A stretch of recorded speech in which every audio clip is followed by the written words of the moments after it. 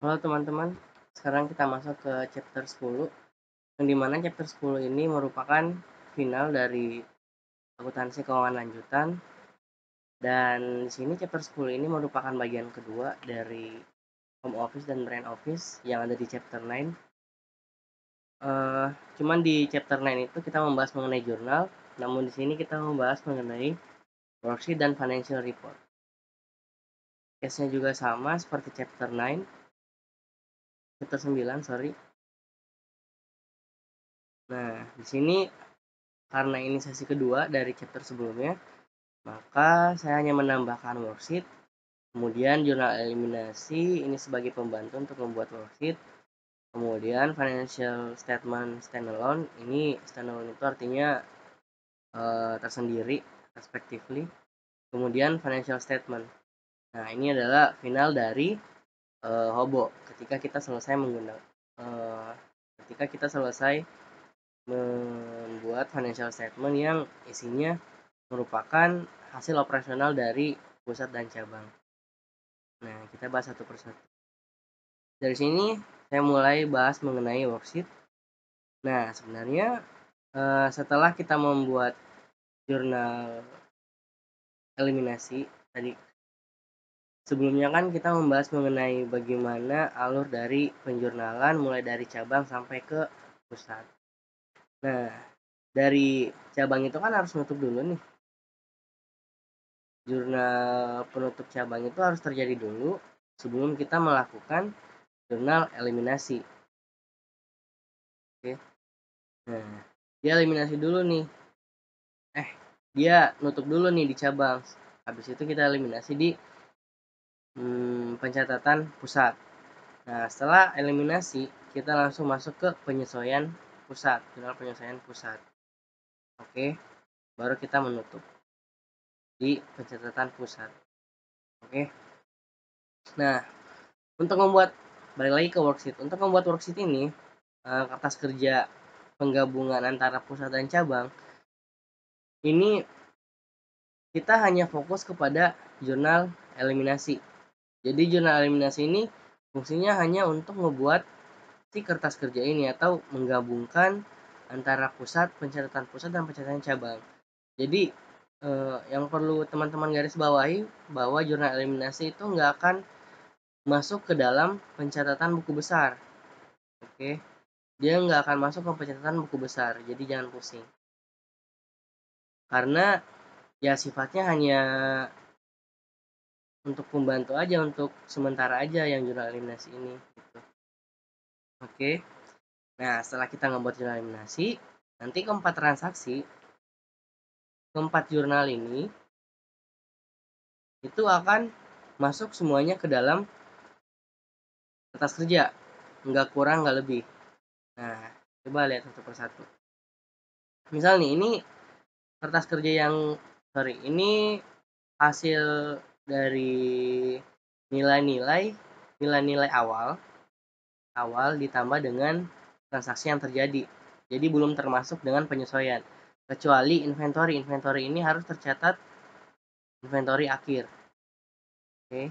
Jadi selain itu nilainya semua berasal dari ini, dari awal, dari neraca awal ditambah dengan hasil dari transaksi yang terjadi. Belum termasuk penyesuaian. Kecuali inventory itu harus masuk inventory akhir. Oke. Nah, setelah itu sampai di situ kita langsung masuk ke jurnal eliminasi. Nah, jurnal eliminasi di sini misal yang pertama loading inventory pada cost of goods sold. Masukin aja 1600 loading inventory ini berarti ya 1600, ini juga loading inventory berarti totalnya 11.600. Oke. Nah, kemudian mana lagi? COGS kita masukin nih, COGS nih.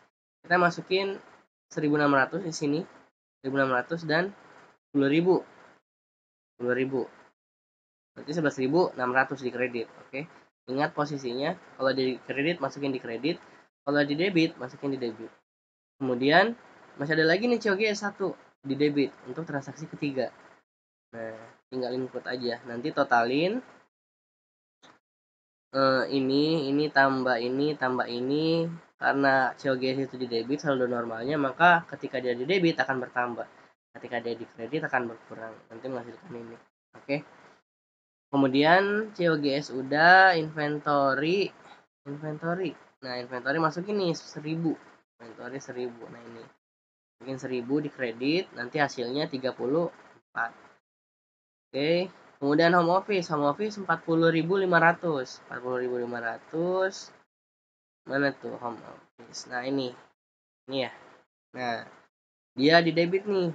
Nah, masukin aja di debit, nanti hasilnya akan nihil. Oke. Loading branch juga akan nihil. Apalagi tuh yang akan nihil nanti. Nah, dot branch 40.500 nih. Dia akan nihil nantinya 0. Nah, itulah sebenarnya fungsi dari jurnal eliminasi adalah kita membuat 0 saldo dot branch sama home office. Selain itu adalah transaksi tambahan seperti loading branch kalau ada margin antara transfer pusat dan cabang. Kemudian kita mengeliminasi beberapa inventory yang seharusnya menjadi margin kita. Jadi 1000 ini adalah margin dari transfer inventory kita gitu. Jadi karena margin itu nggak boleh dicatat sebagai aset, maka kita eliminasi nih karena dia merupakan impact dari hasil transfer aset dari pusat ke cabang. Oke, ini perhitungan loading branch-nya, teman-teman bisa lihat ini 1600. Untuk penjurnalan di pertama itu loading branch awal ya. Kalian teman-teman bisa lihat di sini loading branch awal 1600. Kemudian loading branch akhir, loading branch current. Ini loading branch itu adalah under revenue, artinya pendapatan yang masih ditangguhkan atas transfer dari pusat ke cabang. Nah, loading branch current itu 1600 totalnya dari seluruh transaksi ini. Kalau teman-teman menemui loading branch di sini, maka itu harus include dengan perhitungan kita di sini 10.600. Nanti totalnya 11.600 dikurang loading branch akhir, inilah realisasi atas pendapatan dari transfer pusat ke cabang. Oke. Nah, sampai situ ini tinggal ditambah-tambahin aja. Ini tambah ini, kita dapat 57. Kemudian cost of goods sold expense dari home office dan brand office, nanti kita dapat 30. Kita masukin sesuai dengan bagian laporan keuangannya masing-masing. Kita hapus dulu ini biar estetik. Oke. Nah, ini kan ada kolom income statement dan balance sheet. Kemudian ini teman-teman pasti merasa heran karena balance sheet ini itu dia dikategorikan berdasarkan posisi mereka masing-masing. Debit, yang di atas debit, yang di bawah kredit. Oke. Dan campur. Yang ini bagian ini adalah bagian balance sheet. Yang bagian ini merupakan bagian dari income statement. Sama bagian ini balance sheet. Bagian sales sampai income merupakan income statement. Oke, jadi itulah beberapa keunikan dari Hobo. Nah, kemudian teman-teman harus perhatikan kalau dia balance sheet, dia nggak boleh masuk di income statement. Jangan.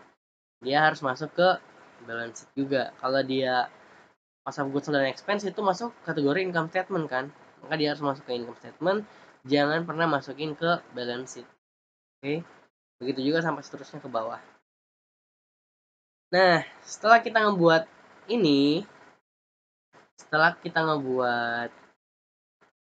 jurnal eliminasi, kertas kerja penggabungan, ini namanya kertas kerja penggabungan. Nah, kita udah dapat nih angka-angka ini. Ini sebenarnya yang paling penting. Ini dimerahin aja. Nah, angka ini akan menjadi patokan kita untuk membuat sebuah laporan keuangan. Nah, bagaimana laporan keuangan yang telah jadi? Seperti ini. Jadi kalau teman-teman cocokin, ini adalah laporan keuangan hasil dari kertas kerja kita. Nah, yang di sebelah kiri ini, yang ini sebenarnya hanya untuk membandingkan ketika home office, branch office, dan combine itu disandingkan. Gitu. Nah, teman-teman kalau bingung dengan angka 41750, dan 1000. Kalau kalian bingung di bagian home office ini, itu jangan bingung karena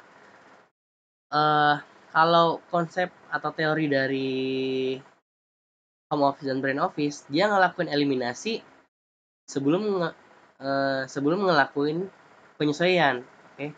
Makanya dia akan timbul loading brain 1000 di pencatatan si home office ini gitu. Jadi jangan bingung. Ini juga bukan kertas kerja gabungan, ini hanya untuk mensandingkan aja. Gitu. Dan yang masuk ke laporan hanya bagian ini aja untuk combine. Gitu. Oke. Sampai sini saya rasa cukup.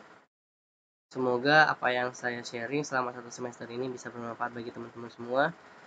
Akhir kata, saya ucapkan terima kasih.